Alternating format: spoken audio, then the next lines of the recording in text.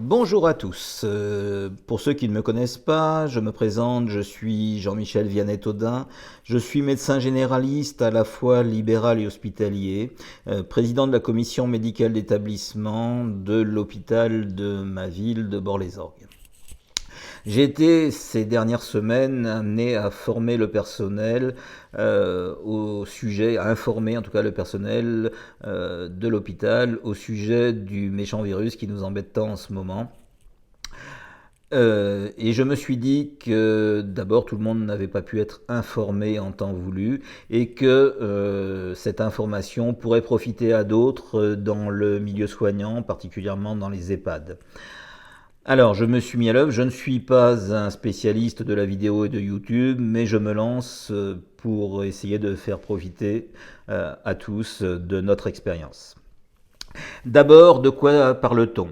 On parle d'un virus que certains appellent le coronavirus, que d'autres appellent SRAS-CoV-2, que d'autres appellent Covid-19. Enfin, vous avez entendu parler de tous ces mots-là. Sans arriver forcément à faire le tri.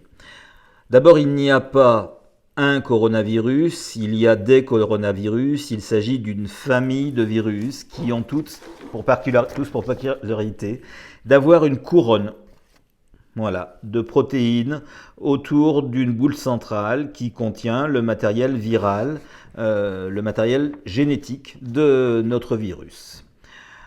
Donc il ne s'agit pas du coronavirus, mais d'une grande famille et d'un coronavirus parmi les coronavirus. On l'a d'abord appelé 2019 nCoV parce qu'il s'agissait d'un nouveau virus qu'on ne connaissait pas encore, de la famille des coronavirus. En Chine, où le virus est apparu, où la maladie est apparue, tout de suite, les scientifiques se sont mis à travailler et avec nos microscopes électroniques et les microscopes électroniques dont ils disposent, ils ont tout de suite pu savoir qu'il s'agissait d'un coronavirus. Ils se sont mis très vite à travailler sur le séquençage génétique de ce coronavirus et ils ont tout de suite, enfin pas tout de suite, mais ils ont remarqué que le génome de ce coronavirus contenait énormément de génomes de chauves-souris, ce qui était attendu puisque les chauves-souris sont des réservoirs habituels de coronavirus, de virus, sans pour autant présenter de signes cliniques. Les chauves-souris donc partagent avec d'autres animaux leur génome en les mordant par les déjections et les virus se transforment au contact d'autres espèces animales faisant des chimères, donc des nouveaux virus qui peuvent être pathogènes. Dans le séquençage du virus, évidemment, on a trouvé une petite fraction d'êtres humains. C'est normal puisque la maladie qui nous intéresse était transmise à l'être humain. Le virus contient aussi, et de façon étrange, du pangolin, un petit peu de gène de pangolin. Donc on a remonté l'origine de la province de Wuhan. Il s'agit donc d'un virus de chauve-souris qui a été transmis au pangolin. Le pangolin est consommé par nos amis chinois. Je vous ferai remarquer que nous consommons aussi des choses aussi bizarres que de la grenouille, que de l'escargot, que des huîtres, et qu'il peut très bien se produire une épidémie, pourquoi pas mondiale, à partir des aliments que nous ingérons. Donc ne nous moquons pas des Chinois, ils mangent du pangolin, c'est culturel. Bon, toujours est-il que l'épidémie est partie de la ville de Wuhan. Souvenez-vous, il y a quelques mois, nous regardions ça d'un œil pas amusé, mais étonné en tout cas, pensant que ça ne nous arriverait jamais. On a parlé donc des coronavirus, vous avez compris qu'il s'agissait d'un nouveau coronavirus, puis les scientifiques se sont réunis en février, les scientifiques du monde entier, et ont décidé d'appeler ce virus SRAS-CoV-2. Pourquoi? Parce qu'il s'agissait... Il ressemblait à une maladie qui avait déjà été développée il y a quelques années, en 2003, qui présentait un syndrome respiratoire aigu avec un coronavirus qui était le coronavirus qu'on a appelé donc coronavirus 1.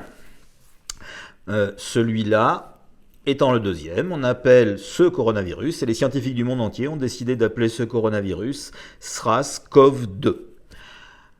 Qu'est-ce que le Covid là-dedans ? Le Covid, tout simplement, c'est la maladie que l'être humain a développée à partir de ce coronavirus.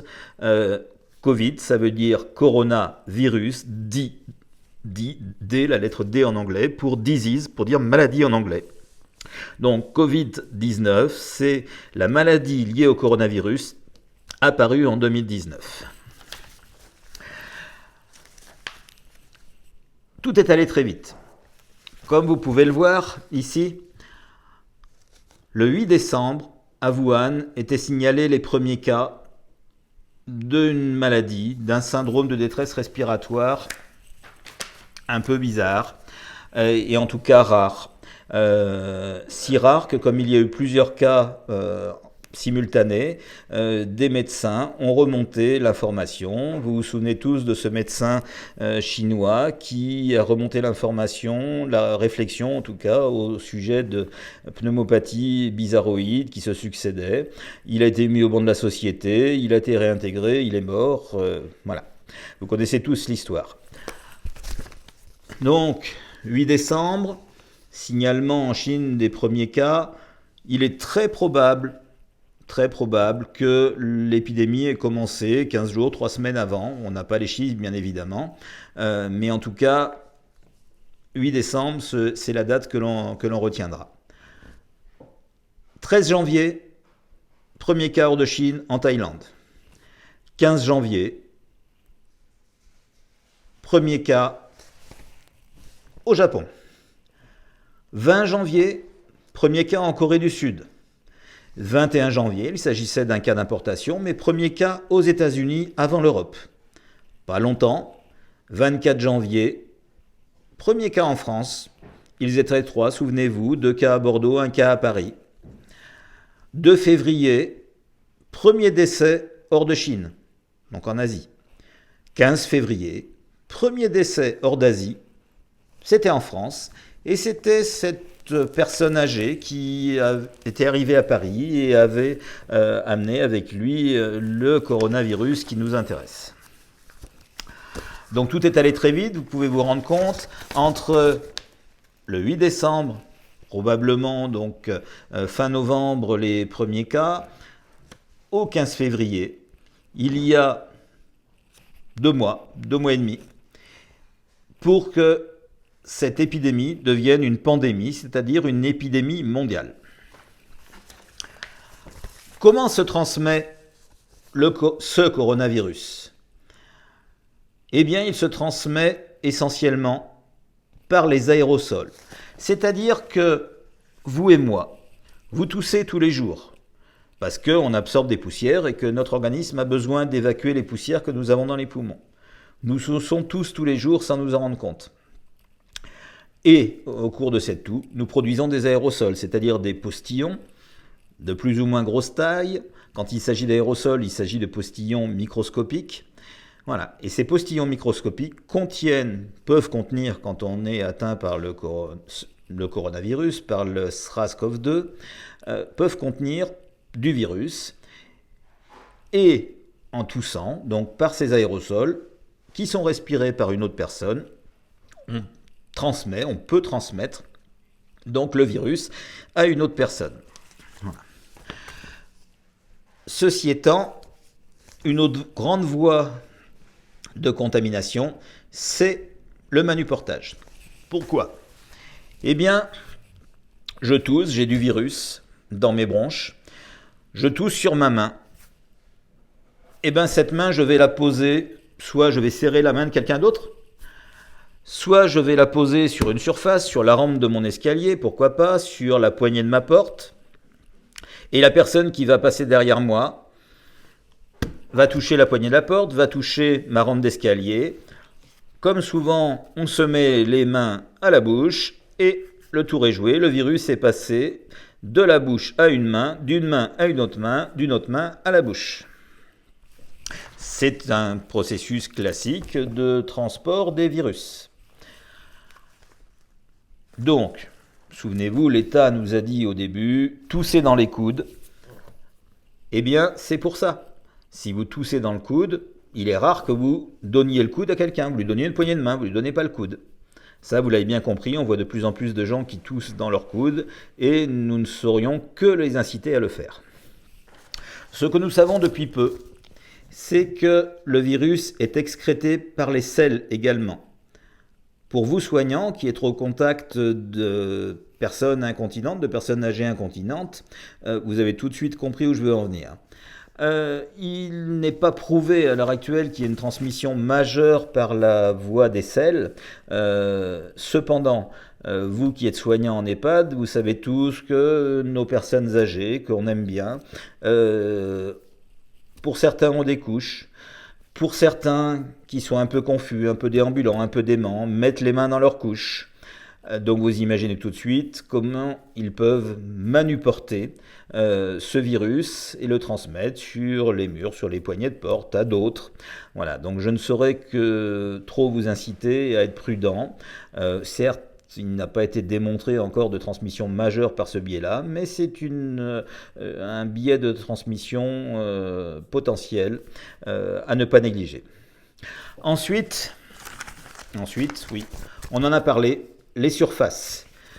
Donc les surfaces, on a parlé tout à l'heure de la poignée de porte, on a parlé de la rampe d'escalier, mais il y a toutes les surfaces, les bureaux, les meubles sur lesquels vous pouvez tousser, sur lesquels un patient porteur de Covid, de SARS-CoV-2 peut tousser. Combien de temps le virus persiste-t-il sur les surfaces ? Eh bien, ça dépend des surfaces. En gros, plus une surface absorbe l'humidité, plus le virus va s'évanouir rapidement. On va retrouver du matériel génétique, on ne sait pas s'il est contaminant, mais il semblerait quand même qu'au sec, qu'il soit beaucoup moins contaminant. Si vous émettez des aérosols, petite taille, ils vont rester dans l'air, vous pouvez le respirer. Au bout de 3 heures, donc l'aérosol tombe au sol. Là, vous utilisez les produits que vous utilisez habituellement dans les EHPAD, produits virucides. Chez vous, vous pouvez utiliser tout simplement de l'eau de Javel. Mais, vous voyez, il faut le temps que les aérosols tombent au sol. Donc, il ne sert à rien de nettoyer tout de suite quand quelqu'un porteur du Covid, du SARS-CoV-2, est passé dans une pièce. Il faut attendre que les aérosols tombent au sol. Idéalement, on dit 3 heures. Ceci étant, si la personne a craché sur une surface, bien évidemment, le virus est là, présent, et avant que le crachat s'en aille, il va se passer des heures, voire des jours, et donc il va falloir nettoyer rapidement, en prenant toutes les précautions, en mettant des gants. Il va falloir nettoyer très rapidement avec ce qui est le mieux à la maison, de l'eau de Javel. Dans les institutions, nous avons d'autres produits qui sont encore mieux adaptés. La voie aérienne, je vous l'ai dit, on transmet le virus en toussant par les aérosols. Si vous êtes à plus d'1 mètre, il y a peu de chances de transmettre le virus. Une question que les soignants se posent souvent, et peut-être vous aussi, peut-on contracter le Covid-19 au contact d'une personne qui ne présente aucun symptôme ? Eh bien, non et oui. En effet, lorsqu'on ne présente aucun symptôme, lorsque la personne ne tousse pas, il peut très bien s'agir d'une personne qui est saine, qui n'a pas de Covid-19, dans ce cas-là, aucun risque de l'attraper. Ceci étant, il y a des gens, au début de la maladie, qui n'ont pas encore de signes, qui sont porteurs du SARS-CoV-2, qui vont développer le Covid-19, et qui ne présentent encore aucun symptôme, pas de fièvre. Mais ils sont quand même porteurs du virus dans leur bronche, dans leur voie aérienne, dans la voie ORL, et peuvent le transmettre en toussant. Je vous le redis encore, par voie manuportée, par aérosol, sur les surfaces. Voilà. Donc, normalement, on ne peut pas contracter le Covid-19 auprès d'une personne qui ne présente aucun symptôme, sauf s'il est au début de la maladie, auquel cas, elle est, pour l'instant, porteuse sans savoir qu'elle est encore malade. C'est un petit peu différent des porteurs sains. Nous y reviendrons peut-être plus tard. Mais le message que je voudrais faire passer à tous les soignants, vous qui êtes dans des EHPAD, vous qui êtes dans des hôpitaux où le virus n'est pas encore présent, où il n'y a pas encore de personnes porteuses du Covid, nous sommes tous potentiellement les porteurs. C'est par nous, quand le virus n'est pas présent dans les EHPAD, et c'est de plus en plus le cas, puisque nos personnes âgées dans les EHPAD sont confinées à l'extérieur, confinées à l'intérieur, sans voir leur famille depuis maintenant une quinzaine de jours, quand les choses ont bien été faites dans votre établissement. Donc ce n'est pas par les visites à l'extérieur qu'ils ont pu être contaminés. Et si aucune personne âgée n'a développé les signes alors qu'il est déjà isolé socialement depuis 15 jours, de par la durée d'incubation de la maladie qui est de 2 à 10 jours, 2 à 14 jours avec une marge de sécurité, eh bien, ce n'est pas par eux que le virus arrivera. C'est par vous, les soignants. Tout ce que je vous souhaite, c'est qu'il n'arrive pas, bien évidemment.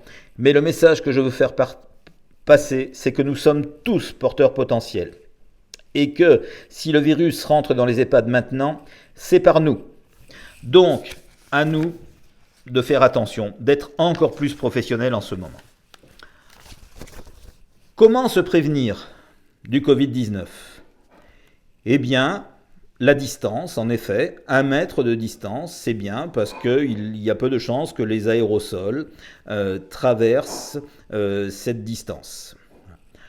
Le confinement, bah oui, parce que quand on est enfermé dans une chambre, quand on est enfermé dans un établissement où le virus n'est pas présent à l'intérieur, eh bien, il y a peu de chances d'attraper le virus. Donc, restez bien chez vous, suivez les consignes du gouvernement, qui sont des consignes d'isolement, et attention aux milieux potentiellement porteurs de Covid, donc je pense surtout aux grandes surfaces. Ne faites pas de réunions à la maison, même entre amis. Essayez, si vous le voulez, faites des réunions, des apéros vidéo. Je ne citerai pas les sociétés qui produisent de la vidéo en ligne, mais ne faites pas de réunions, s'il vous plaît, chez vous, car ce sont les mouvements de population qui amènent les virus à se propager. Donc, distance, confinement pour se protéger, mais hygiène des mains, bien évidemment. Le manuportage étant la façon essentielle de transmettre le virus, il faut se laver les mains régulièrement. Vous soignants, vous avez à votre disposition, j'ose l'espérer, des solutions hydroalcooliques. Maintenant, ça commence un petit peu à arriver un peu partout en France. Il était temps, vous me direz. Mais utilisez-les, s'il vous plaît, au maximum. Un geste auprès de nos résidents, un soin des mains. Un geste, un soin des mains. Certes, il n'y a pas que les solutions hydroalcooliques, vous n'en avez pas forcément à la maison, il y a aussi le savon. Le savon marche très bien également. Bien évidemment, je préfère en cette période tout ce qui est savon sous forme liquide et à pression.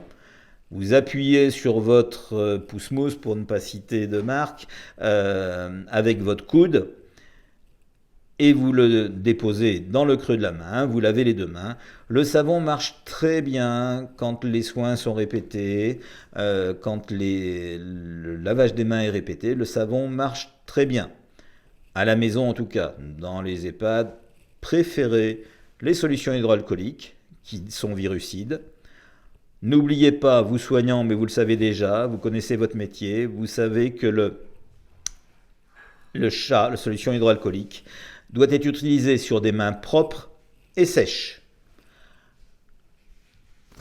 Première façon, donc distancement, confinement. Deuxième façon de se prévenir, hygiène des mains. Troisième façon, eh bien les masques.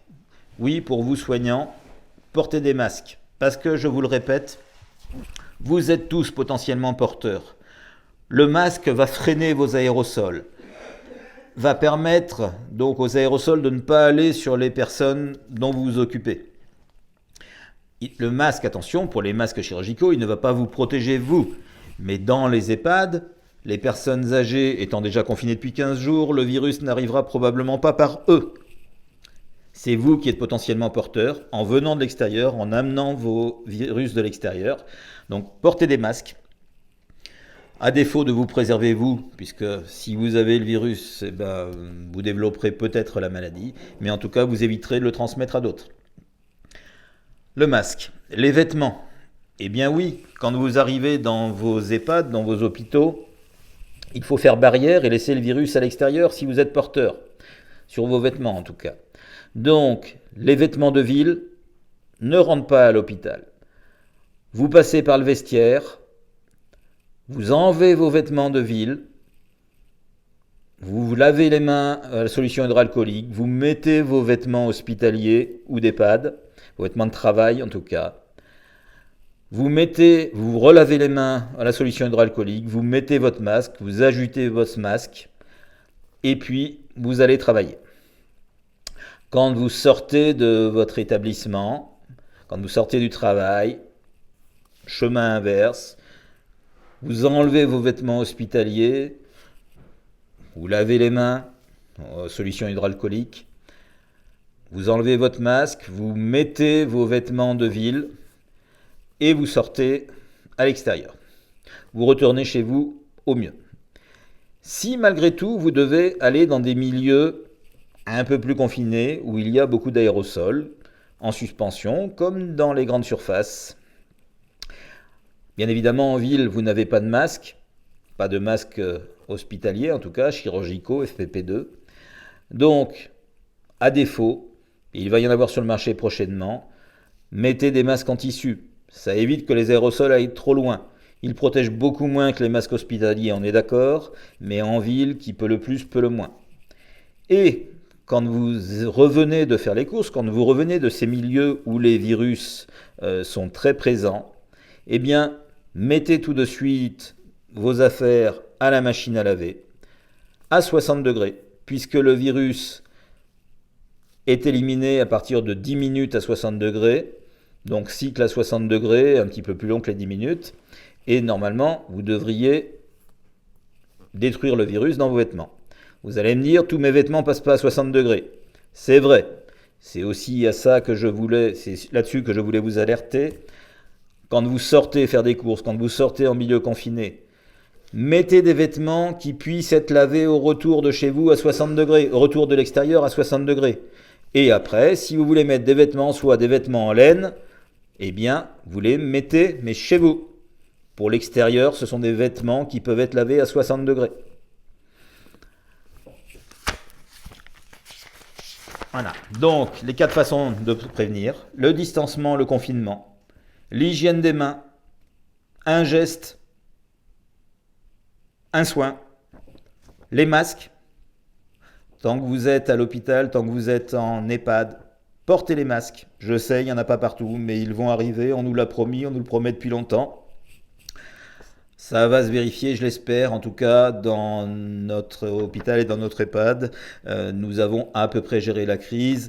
Et pour l'instant, nous tenons le coup avec des masques pour tous les soignants. Aucun soignant ne devrait plus avoir de masque lors de son activité professionnelle.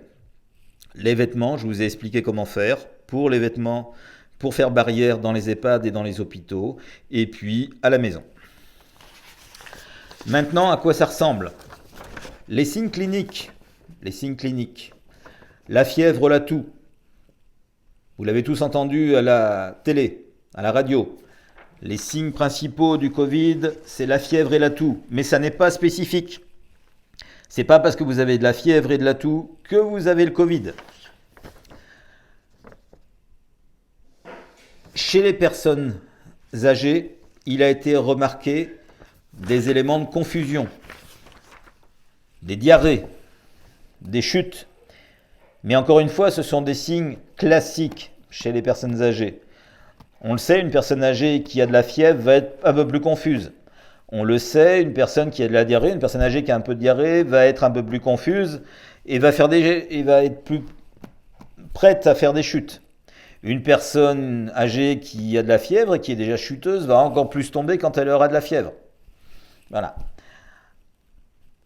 Après, il faut contacter les médecins, prendre un avis médical, savoir ce qu'ils pensent de telle ou telle personne, savoir s'il y a un risque potentiel que ce soit un Covid ou que ce soit une autre pathologie. N'oublions pas que, par exemple, la grippe tue encore tous les ans entre 4 et 15 000 personnes tous les ans.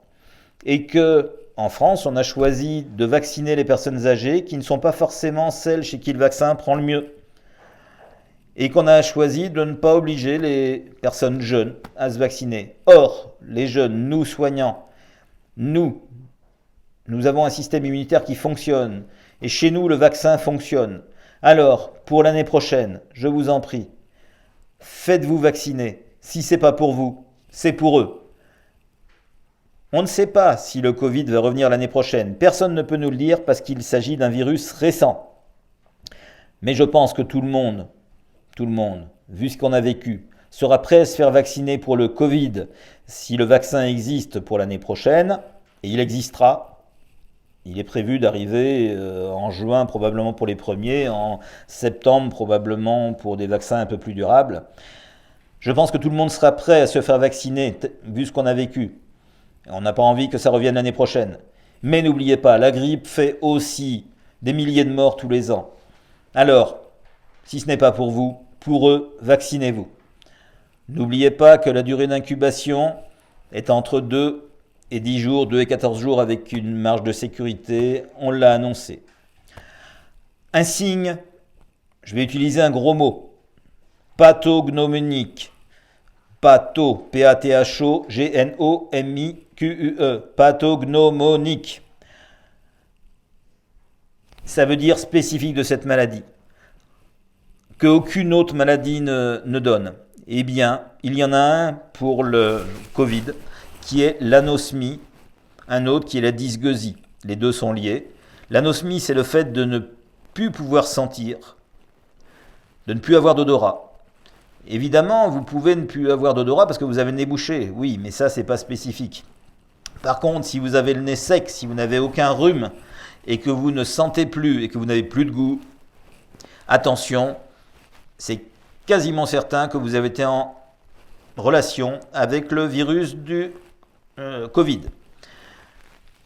La collègue de mon frère est médecin en région nantaise, la collègue de mon frère a récemment, alors qu'elle n'avait aucun autre signe, présenté une anosmie, c'est-à-dire un trouble de l'odorat, et une dysgeusie, un trouble du goût.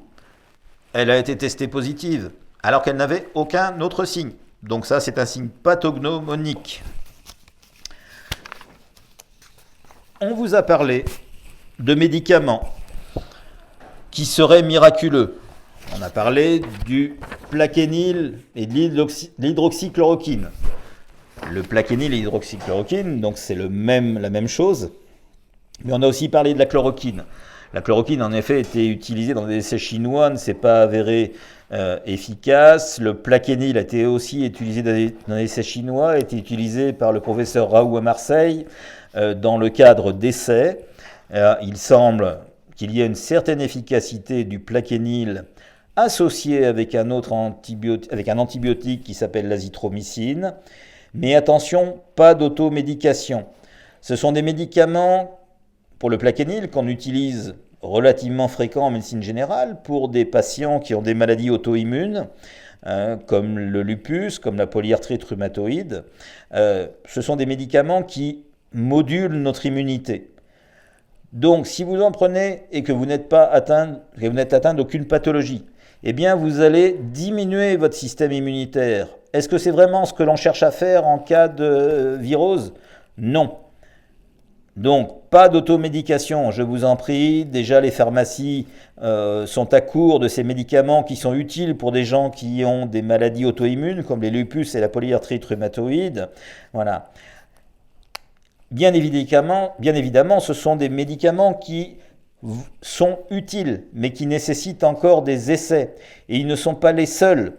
Les autres médicaments, plein d'autres médicaments sont à l'essai, dont des médicaments contre les virus, ceux qu'on utilise dans le sida par exemple, d'autres qu'on utilise dans les traitements de l'immunité. Voilà. Donc pas d'automédication, s'il vous plaît. Ce que l'on sait, c'est que ce n'est pas le virus qui tue, c'est l'excès de notre système immunitaire.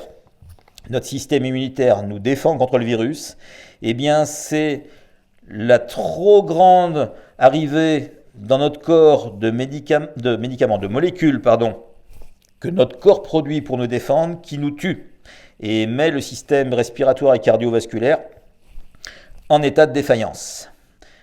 Donc, s'il vous plaît, pas d'automédication. Les médicaments dont nous parlent les réseaux sociaux, dont nous parle la télé, sont probablement efficaces dans certaines conditions. Ils demandent encore à faire leur place. S'il vous plaît, je le répète, pas d'automédication. Malheureusement, les premiers incidents sont déjà survenus en France, à l'étranger, aux USA, chez des gens qui avaient consommé ces médicaments alors qu'ils étaient sains et qui n'étaient pas porteurs. Vous soignants, je voulais vous parler de vos patients. Eh bien, vos patients sont très patients.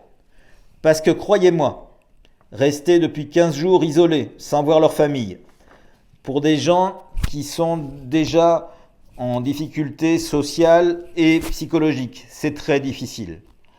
Ils sont stressés, ils sont confinés. Normalement, ils devraient l'être partout maintenant dans les EHPAD de France. C'est difficile à vivre pour eux. Et le seul rayon de soleil de leur journée, c'est quand vous allez les voir, que vous leur faites un petit coucou, que vous leur apportez leur repas, que vous leur apportez leurs 4 heures, que vous allez jeter un coup d'œil pour savoir s'ils vont bien. Donc, encore plus que d'habitude, s'il vous plaît, un petit sourire, un petit mot, encore plus que d'habitude. Et puis les familles, elles aussi, sont distantes, elles sont pressées, elles sont stressées. Comme nous tous, elles ont à portée de leurs mains des téléphones, des tablettes, des ordinateurs. Et elles vont être tentées d'appeler des personnes qui ne vont pas répondre, ce qui va majorer leur stress. Donc nous avons mis en place dans notre établissement, grâce au personnel soignant, grâce à notre équipe d'animation qui est un peu inoccupée en ce moment, en tout cas dans les fonctions d'animation, parce qu'on leur a trouvé plein d'autres travail à côté, eh bien, nous n'avons pas de matériel vidéo dans notre hôpital en suffisance en tout cas, donc ce sont grâce à nos soignants qui, avec leur téléphone portable, appellent les familles par Skype, par Messenger, pour que les familles et que les personnes âgées puissent se voir. C'est vrai dans les EHPAD, c'est vrai aussi dans les hôpitaux, parce que c'est très difficile quand quelqu'un est loin et est malade. Nous avons tous été dans cette position de famille auprès de malades. Nous avons tous envie d'être auprès d'eux et nous ne pouvons pas. Donc la vidéo, oui, il faut savoir l'utiliser. Il faut que les soignants aient le temps. Quand les soignants peuvent, surtout dans les EHPAD, c'est une très bonne chose, je le crois. Et puis vous les soignants, vous êtes stressés, vous êtes confinés, vous êtes en droit d'avoir des soucis psychologiques, des dépressions, parce que vous êtes fâché avec votre conjoint, parce que vos enfants sont loin, parce que vous avez un proche qui est malade. Eh bien, vous avez le droit, vous aussi, d'être soigné, que l'on s'intéresse à vous. Ne restez pas isolés. Quand vous allez au travail, parlez-en à votre collègue de travail, parlez-en au responsable de votre établissement. Rien que le fait d'en parler peut être très utile et peut vous sortir déjà une épine du pied. Vous êtes confiné comme les personnes âgées, vous êtes en droit d'avoir les mêmes symptômes. Donc, il existe un numéro national qui est le 0800 130 3x0. 0800 130 3x0. C'est un numéro d'écoute. Au bout du téléphone, vous aurez des gens formés à l'écoute qui pourront vous orienter vers des psychologues, vers des psychiatres. Voilà. Ne restez pas à ruminer seul vos problèmes. Si vous ne pouvez en parler autour de vous, appelez le 0800 130 3x0. Et le mot, c'est en ce moment, Je sais que vous êtes des professionnels aguerris, mais s'il vous plaît, encore plus de professionnalisme en ce moment. Soyez encore plus méticuleux sur l'hygiène des locaux, l'hygiène des mains. Soyez encore plus attentifs aux petits sourires que vous pourrez donner à nos résidents, à nos patients. Si besoin, je répète le numéro 0800 130 000 pour pouvoir avoir une oreille à l'écoute 24 heures sur 24. Et puis, si vous avez des questions, eh bien, je suis à votre disposition pour y répondre. Je vous joins mon email jtaudin@aol.com. Je sais, c'est une vieille adresse mail, mais comme vous tous, comme beaucoup en tout cas, j'ai pris de l'âge et AOL fonctionne toujours. Voilà, donc si vous avez des questions, n'hésitez pas. jtaudin@aol.com et je vous répondrai dès que je pourrai. J'espère avoir répondu à la plupart de vos questions. J'espère avoir attiré votre attention sur la transmission du virus, sur comment s'en protéger chez vous et dans vos établissements. Voilà. J'espère avoir été d'une petite utilité dans cette période difficile. Je vous remercie tous pour votre professionnalisme. Je vous remercie tous pour votre écoute. Et à bientôt.